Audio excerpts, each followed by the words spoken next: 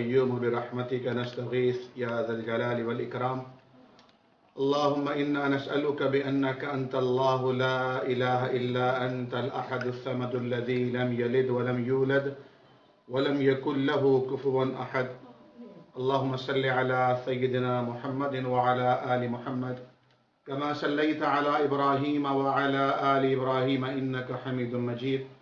اللهم بارك على محمد وعلى آل محمد كما باركت على إبراهيم وعلى آل إبراهيم إنك حميد مجيد.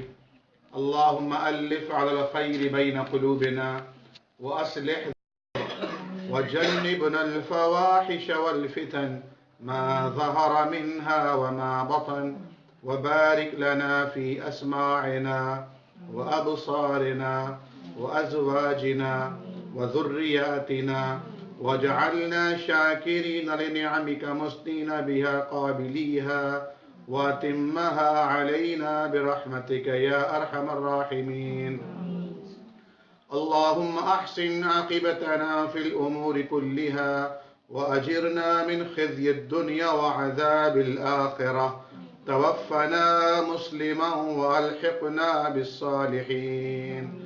اللهم طهر قلوبنا من النفاق وأعمالنا من الرياء وألسنتنا من الكذب.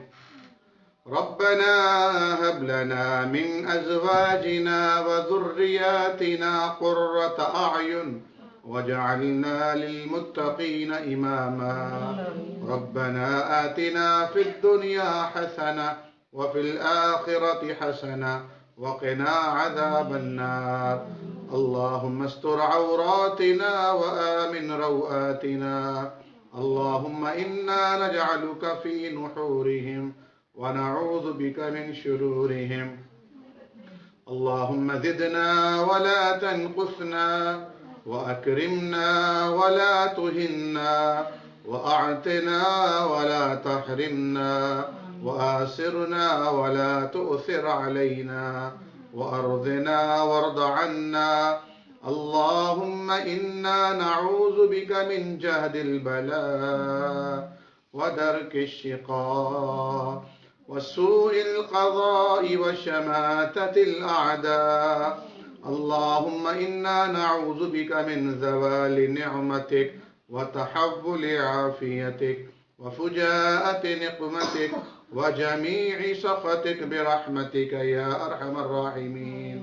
اللهم انصر الإسلام والمسلمين وأذل الشرك والمشركين، وانصرنا على أعدائك وأعداء الدين. اللهم أرنا الحق حقا وارزقنا اتباعه، وأرنا الباطل باطلا وارزقنا اجتنابه. سبحان ربك. اللهم اشفنا واشف مرضانا ومرضى المسلمين. أذهب البأس رب الناس واشف أنت الشافي، لا شفاء إلا شفاؤك، شفاء لا يغادر سقما. اللهم اغفر لنا واغفر للمسلمين والمسلمات الأحياء منهم والأموات.